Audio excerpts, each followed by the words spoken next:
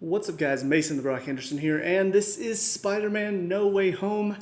Just got back from the movie theater. Still have my drink from the movie theater. This is not an ad for Regal. That's where I went. Still good. And as I hopefully have remembered to put in the thumbnail of the video, this is a spoiler review. And if you're like me, any review that you watch at this point, even if it says no spoilers, you're going to read into every little thing that's said. So I'm just not even going to try to do a spoiler-free review. So this is spoiler review, spoiler. Just in case, don't judge my artistic ability. I'm more of an acting artist than a drawing artist. Spoilers. Can you read that? Spoilers. There, now you can't get pissed. Yeah, so, I mean, there's not much else to spoil about this movie that the internet hasn't already before the movie even came out. I don't understand why this is a thing. I don't understand why there are people out there that are like, I want to find out everything I can about the movie and ruin it for everybody before everybody sees it. But that's a lot of people on the internet, so I mean, if you didn't know Matt Murdock was going to be in this, if you didn't know that Tobey Maguire and Andrew Garfield were going to be reprising their Spider-Man roles, I don't know. You've just been living under a rock, and I applaud you because I wish I had no clue. Honestly, it's getting to the point now where I almost don't even see the need for trailers anymore.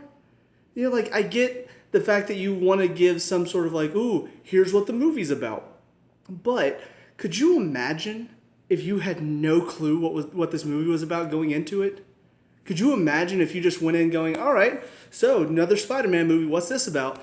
And then all of a sudden he's talking about, you know, other Spider-Man people from other universes coming in, and you're just like, holy crap, Doc Ock shows up. You're like, oh my God. Green Goblin, Willem Dafoe returns. You're like, holy crap. And then all of a sudden, when it gets to that point where Andrew Garfield and Tobey Maguire step on the screen, your mind is blown. But the world we live in now, the internet that exists right now, is all about, we want to know as much as we can about this movie. What's it about? Well, the main plot of the movie is spell goes wrong, villains from another world come over, and it's about Tom Holland's Spider-Man trying to save them, basically. Trying to send them back to their world, but also trying to save them at the same time. And that's the main plot, which they showed us in the trailer. They managed to keep out Tobey Maguire and Andrew Garfield, but the internet still exists, and it still finds, oh, there was that one scene where you got Lizard jumping, and he's jumping at nothing, and then Electro's flying at nothing, and then the Lizard's head, it looked like he got hit by nothing. That's got to mean they edited out the Spider-Man. Great, cool. Would have loved going in without the idea that, oh, maybe Andrew Garfield and Tobey Maguire are going to show up, but I don't know. I mean, I don't know what to do about it because I'm just one man, and obviously I am on the internet because I have this YouTube channel. But it really is kind of getting to the point where anytime a trailer comes out, it feels like I want to watch it because I want to get pumped for it, but at the same time, now I got to worry every single trailer, it's going to show something, isn't it? It's going to reveal something that I could have been surprised about. I really envy my dad because he doesn't really do much on the internet. I kind of have to. So I think I talked about this before in my WandaVision reviews, he didn't know that the X-Men Pietro was going to show up. He didn't know that it was going to be whatever his name is that escapes me right now, that version of Quicksilver. He didn't know it was going to be him. You know, he thought it was going to be her brother, so it was a huge shock when all of a sudden it was him. I wish I could have experienced that. But so many people on the internet were already talking about, oh, he's on the IMDb, there's photo leaks of him being on set. Why do we care so much? Why does everybody make it their goal to try to ruin something that could have been a surprise for everybody else? Like, I really wish there was just this section of the internet where everybody had just this agreement that if you want to talk about spoilers, if you want to talk about how smart you are because you found this one thing, this one picture that got leaked and you're the one that discovered this, if you want to build yourself up over there because clearly you have no life and this is why you do this, go to that section of the internet. Be a hero for all those people that figure out the spoilers first. A lot of us just want to go in completely blind with nothing to know about. And unfortunately, because the internet is such a big part of our lives now where I have to find work on it a lot of the time, You can't just avoid it. You can't just stay off social media. And unfortunately, that's where a lot of people like to just put all their stuff. You can't skip over. You'll see the next big article that just gets sent on Facebook and it's just huge ad. It's like, oh, leaked photos showed this. Cool. Thanks, Facebook, for ruining that for me. So this is probably the movie for me that's kind of pushed me onto this train. I was already almost there. I was already on this point of I don't like the fact that the internet's gotten so focused on we got to ruin a movie. We got to ruin all the spoilers. This might be the movie that finally did it for me because when Andrew Garfield and when Tobey Maguire showed up on the screen, I was happy to be seeing them. It was a cool moment, but I didn't feel that raw excitement of like, holy shit, they did it. Unbelievable. Like, I wish I could even imagine a world where they didn't spoil anything about this movie. The trailers didn't reveal that any of the other Spider-Man villains were going to be showing up. So the idea, the concept of other Spider-Men showing up in the movie wasn't even on the radar. And so when they step on the screen, all of our minds are blown. Because holy crap, how did they do that? But unfortunately, I can't even imagine that because I can't imagine a world based on where we are now, where the internet doesn't instantly try to go, okay, let's analyze this and let's see what this can mean. And can we figure out what's going to be in the movie, what the movie's going to be about? So anyways, that's my rant on why I was frustrated with the internet. I would have another rant, but I've used up so much time already. But yeah, don't take your toddlers to see this, please, because this is not a movie for toddlers. Like I get, oh, it's a superhero movie. It'll keep them entertained. No, it won't.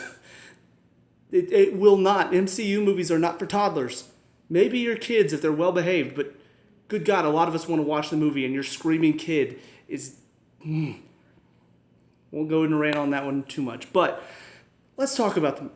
So obviously a lot of really cool stuff in this. I'll talk about the stuff that didn't sit well with me first because they're very few and far between. They don't really bring down anything in the movie for me. I actually did watch the Nostalgia Critics Disney Cinema review of this, and I think he puts it best. There are issues in this movie, there are problems, but the rest of the good stuff is so good that it kind of outshines it, and it almost, you don't even really think about it by the end of the movie. Like, it's something that I had to, going into a review, I'm like, okay, so what didn't work? I got to remember those scenes, because they weren't even really on my mind by the end of it. First of all, Green Goblin, Willem Dafoe, one of the best things in the movie, but also had one of the weirdest things in the movie for me. So we see, he's the one that kind of sets everything off because I knew somebody was going to. They kind of played with the expectations a little bit because it seemed like the lizard was just such a monster. Like, surely he's going to be the one that turns against this whole plan that Peter's come up with and that Aunt May came up with. And then they play with the idea that maybe Electro is going to be the one because he just enjoys this power so much. Maybe he would be the one to be like, no, I don't want to do this. I don't want to give away this power. This is my power. That's honestly who I thought was going to be that kind of turned everybody sort of bad again. I don't know how you do that, but he seemed like the one that was going to mess up everything. But then it turns out that Green Goblin's side of Norman Osborn has secretly been, I guess, manipulating Norman in a way where he was going to turn against Peter in the end. But the weird thing about that is he helped Peter develop the chip for Otto. So if Green Goblin was really involved and he was really like, no, I'm not going to allow this to happen, then why did he allow Peter to create that chip for Doc Ock? Because that ends up being what saves the day is he gets that ability to control the arms again and he turns into a good guy. So why would he do that? And maybe he didn't really have full control of Norman. Maybe Norman did have more control. But it seems like the way they built up this twist, it was more like, no. Green Goblin was in control the entire time. He was just letting Norman play the part, letting Norman get everybody into this room so that way he could, like, buff them up or something like that. But that's not what happened. He does help Otto change. He does help build something that takes away Electro's electricity. He does help Peter build all this stuff and then just turns evil at that right moment whenever Electro was about to have all of his electricity taken away. Okay. It's a little weird, and honestly the motivations are a little strange in this. We do see Electro is so drunk on power, it seems like he's just an evil guy now. And he was. This is the same character that we saw in The Amazing Spider-Man 2, in that he was a little socially awkward. You could see somebody who is socially awkward and feels so looked down upon getting all this power and suddenly just going crazy with power. I thought that's kind of what they were going for. Is like, you can't change him. This is who he is. But by the end of the movie, he's all like, yeah, you just never saw me. And they have this little chat with Andrew Garfield's Spider-Man. I'm just like, this is a different character than what we've seen so far this movie. Flint Marko, great person to have. And honestly, his introduction was awesome because they showed him as this villain. But I'm thinking, okay, if they're bringing them in right before they die, doesn't that mean that he's a good guy? And sure enough, Electro starts attacking Tom Holland's Peter, and Sandman shows up and saves him. And I'm like, that's cool, because it shows he is a good guy right now, which is where he was whenever he was about to not really die, just sort of fade away. And so it seems weird that suddenly he's just like, wait, what are you talking about? And he doesn't really trust him anymore. And then all of a sudden just turns into a bad guy out of nowhere. Because we saw that moment where they're all up in the loft in Happy's place. And then whenever Norman turns against everybody, suddenly he's just like, well, peace out, and just leaves. Why? Why would he do that? I don't understand. And then he shows up at the end and he wants the box so he can go back to his world. But that's what they're trying to do after they cure them. So why is he fighting them if they're going to give him what he wants after they've cured everybody? So very odd there. And yeah, that's one of the biggest plot points for me. Again, doesn't ruin anything, but it's a question that was on my mind throughout. Like whenever they're making choices, whenever they're doing something, that thought just plagued my mind. I'm just like, but this doesn't really make sense. But again, by the end of the movie, not really on my mind at all. I was just so wrapped up in the moment, forgot all about that problem. The other issue I have is related to the whole MJ thing. Because again, I didn't mind. At first I was a little unsure. I didn't really know how to feel about, we got a new MJ and Zendaya. Didn't really know how to feel about that. Zendaya is not really one of my favorite actresses. She's okay, but I've never really been a fan of hers. This movie, she was fine. However, two things based on her character. One, the Andrew Garfield scene, whenever she falls off, and then Andrew Garfield's Spider-Man saves her. Kind of have an issue with that, because they treat it as like this is closure for him. Is it, though? I mean, you think about what Gwen's death meant to him in Amazing Spider-Man 2. I mean, he failed to save his girlfriend, and then he goes and saves another Spider-Man's girlfriend. Yeah, they're the same person, weird, multiverse, blah, blah, blah. I feel like that should be more of a moment, and they just treat it as like, he got closure, and then moved on real quickly. I don't know. It feels like kind of a cop-out. It feels like they wanted to do that scene where, Spider-Man girlfriend falls off, and a Spider-Man has to save her. They did it again, and it just, I don't know. I feel like it was kind of a cheap scene, because then they gave the one that failed to do it, they gave him a chance to do it correctly this time. And I don't know, it felt like a weird moment, I guess. For me, it just didn't work. Maybe somebody else thought it was a very sweet scene, a very nice moment for Andrew Garfield Spider-Man to have that chance to do what he couldn't do before. I personally felt like it was very odd and very gimmicky, and also not handled very well. I felt like that should have been more of a moment for him. And then also, you get to the end, and they just go with this whole idea of, everybody's just going to forget who Peter Parker is. Again, I'm not sure how I feel about that, because I was just starting to actually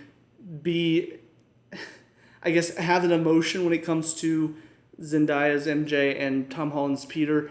Their relationship was starting to grow on me. They were starting to become a nice couple. Ned and Peter were such a good friendship. And it just feels like a very, press the reset button almost. And I don't know if I like that. I feel like it would have been more interesting to see how does Peter adjust to a reality where everybody knows who he is. Everybody knows his secret identity. I feel like the consequences of what happened in this movie are kind of like, this is why you don't mess with basically time and space and all of that. You don't mess with that. But instead, it's like at the end, he still has to basically mess with time and space again and say, oh, well, everybody's just going to forget me now. But that's what caused it in the first place, And I don't know. I feel like it would have been much more interesting, and if at the end of all of this, everybody still knew who he was, if he still had to deal with those consequences, because that's what Quentin Beck did. It really makes Quentin Beck's plan, whatever it was, however he set all that up, it makes that plan seem completely pointless now. Because he set it up to make sure that even if he died, even if he failed there, he would still hit back at Peter. And instead of Peter figuring out a way to get around that, to basically defend himself in the light of these accusations that Mysterio threw at him, instead now it's just, oh, well, nobody even remembers who I am. Simple. Simple, clean, that's it. And on top of that, it does raise a lot of questions as to what now everybody believes in this universe. Did the whole thing with Mysterio still happen? If so, how did that resolve itself? Aunt May Parker, he's going to be introducing himself as Peter Parker now. Are they not going to draw a connection there? Spider-Man apparently still exists, so if Spider-Man exists, how does Peter Parker not exist?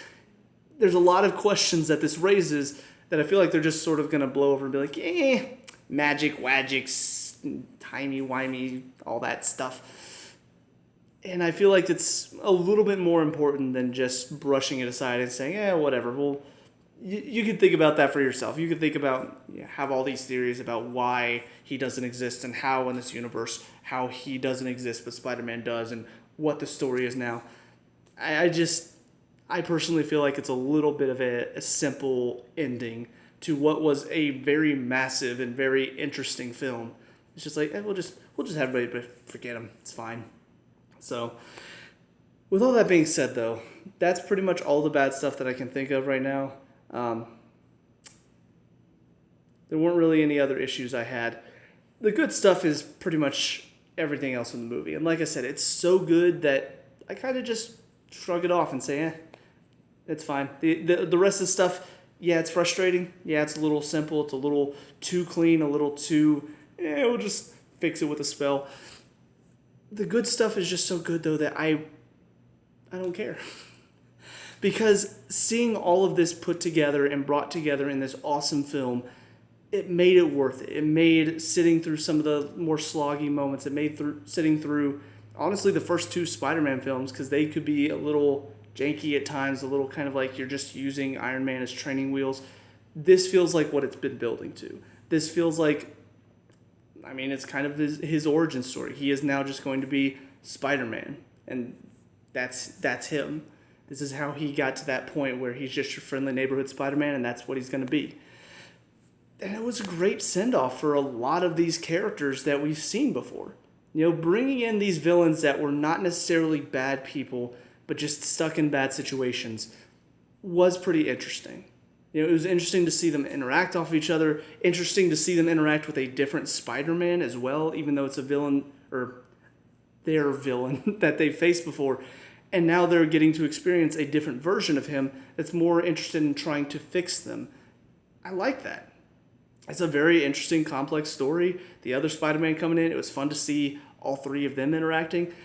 And can I just say, the performances in this were phenomenal. I've seen a lot of these actors take on these roles before, and some of them were goofy, some of them were okay, some of them were Electro. This was awesome. Just seeing all of them get to play these characters again, but really feel refreshed. The Sam Raimi films are a lot of fun, but they're campy now. You look back and it's like, okay, Willem Dafoe in that, he's not really intimidating. He's just kind of goofy. He was legitimately intimidating in this film. He was the Willem Dafoe that I think a lot of us wanted to see more of in the original, now. Obviously, back then it was like, oh, he was awesome. He was a great Green Goblin. Now we look back and we're like, he's kind of goofy. That goofy smile, the goofy costume and everything. I don't know how they did it. Somehow the mask looked more intimidating. When he was hanging it on that dumpster, they did such a better job of making me go, okay, that's actually kind of terrifying. Where in the original, it's like, it's just goofy. It's like they brought the brows down further and made it more angry. And again, his performance was incredible.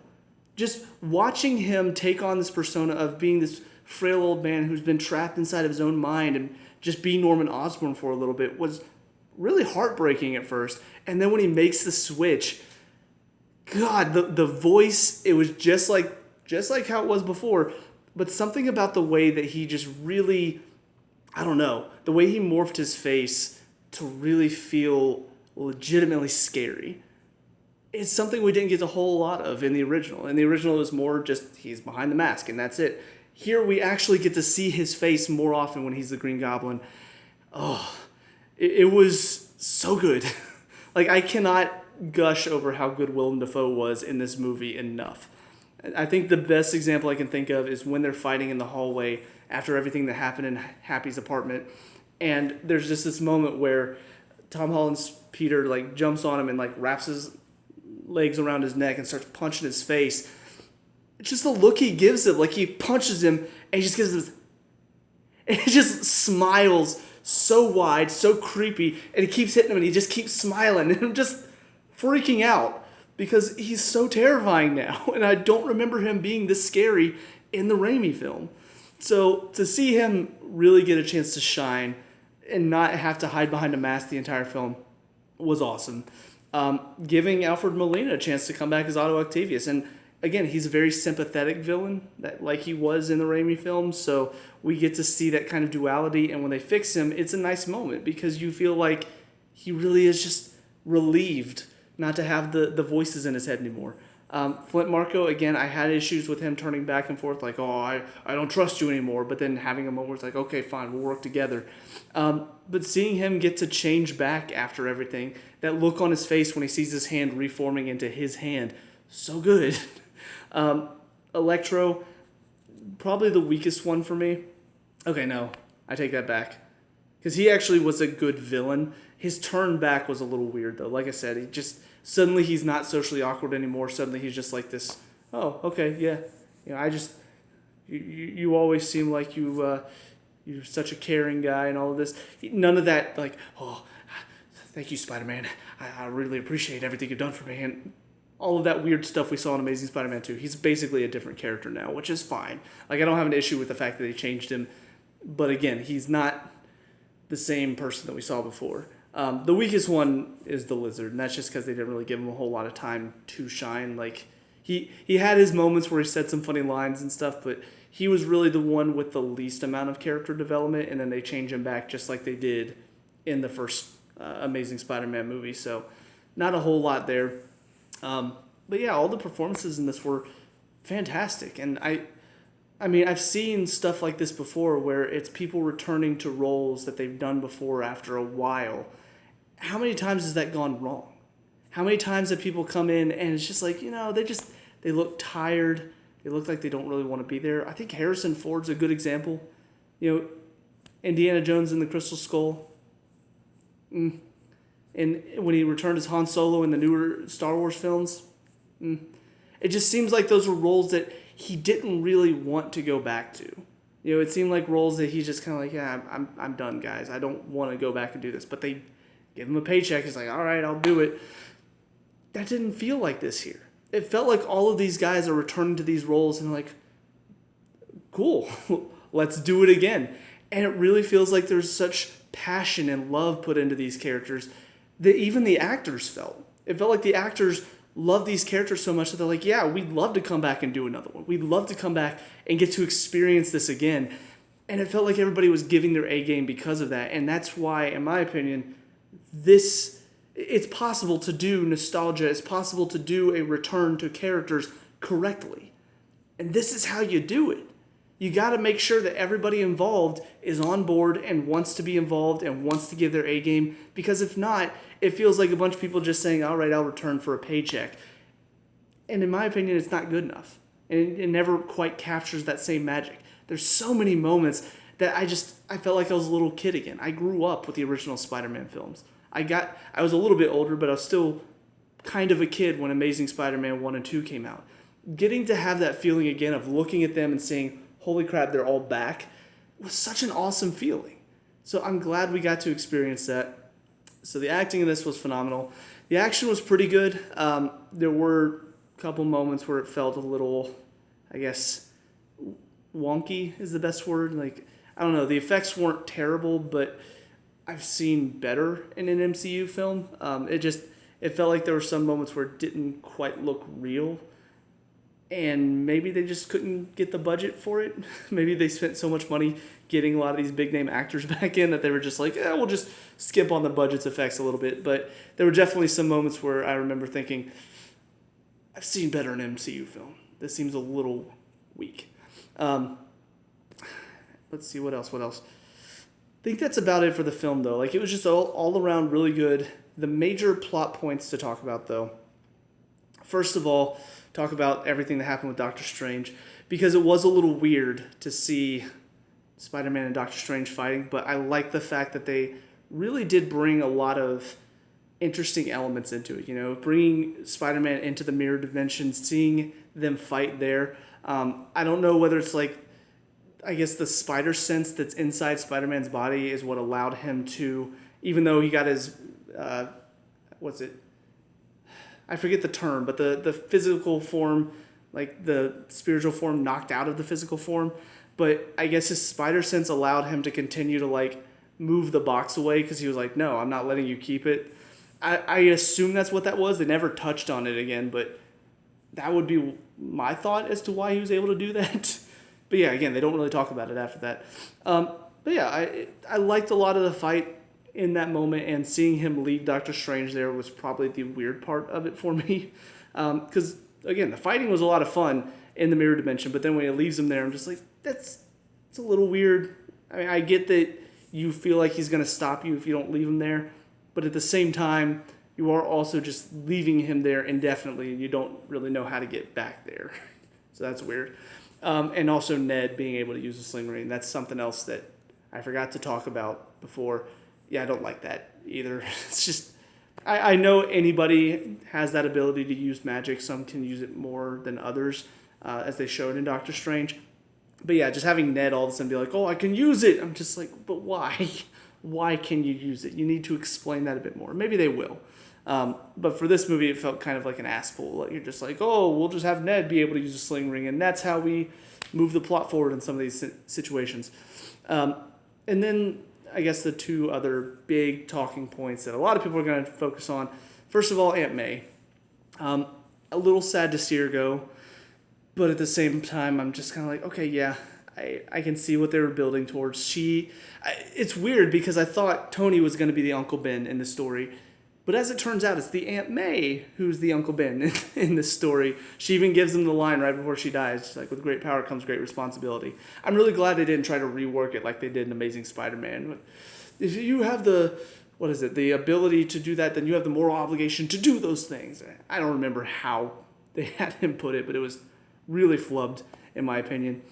This was just a nice moment where it's like, that's a good callback, and then she falls over. I'm like, she's Uncle Ben. I get it now. That's why she said that line. Makes sense. It was really sad, but a little, I guess, when they got to that point where they were in the lobby, there was definitely a feel that this is going to be the end of her. Just the way they were shooting it, it looked like the glider was about to come in and just mow her down, and it did. And that's, yeah. And then the other talking point is Tom Hardy. I'm guessing this is because I still haven't seen Let There Be Carnage yet, but I heard that there was a lot of talk of like, the post-credit scene is changing everything. I'm guessing this was the post-credit scene. I guess they probably showed him in the MCU universe. I don't know what it was, but I'm guessing that's what they were talking about because they said it changed everything. All the articles I saw, that was the headline, and I just avoided it because I didn't want spoilers on it. Well, now it appears this is what they were talking about. I've already seen a couple videos where people are just like, that kind of pissed me off. They just brought him there just to bring him back. I don't know how I feel about it yet. Again, I haven't seen Let There Be Carnage, so maybe I'll feel a lot more pissed off when I see how they did it in that and what people were really hoping for at the end of that, just to see what they did here, where essentially the only reason they brought him over was just to leave a little bit of venom there, so that way gets on to somebody in the MCU universe now. I I don't know. I mean, it was kind of an interesting scene because I haven't seen Let There Be Carnage. It was kind of like a holy shit, Tom Hardy's in this. So to see him just instantly go back was a little like, oh, well, that was short lived. But I can imagine why anybody who saw Let There Be Carnage, and if that was the post credit scene that they were talking about, I could see why somebody might be pissed to come in to see this and then see, oh, he just went right back. Cool. And also, on that, if the spell brought over people who knew that Peter Parker was Spider-Man, we've not seen a Spider-Man or a Peter Parker in the Venom movies, unless that there was one in Let There Be Carnage. So, unless they brought one in to Let There Be Carnage, there's not a reason why he would have been brought over. So that's a big plot hole, if that's true. I'll have to go see Let There Be Carnage now just to find out how they handle it. But let's see. Aside from that, the post-credit scene is a nice little trailer for Multiverse of Madness, which I am excited for. Looks really cool. The visuals already look astounding, and even the visuals they had in this whenever he brought Peter into the mirror dimension. I mean, Doctor Strange has always been a great one to have some awesome visuals for. But it does raise a lot of interesting questions, about, like, we see another Doctor Strange. Is this going to be the one that we saw in What If that took all this power into himself to try to save, I forget her name now, Christine, I think?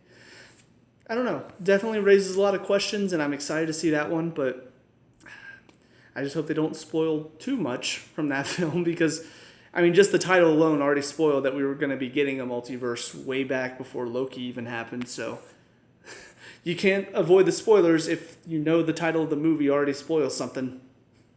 Cool. But yeah, overall though, very good movie. A lot of fun. Some plot holes, not perfect, but still really enjoyable. The acting was great. The action was a lot of fun. Story was very interesting and engaging. And the finale, while little frustrating in how simple it could be, it does raise a lot of questions into what Spider-Man's going to be in the MCU from now on. How are they going to handle his story?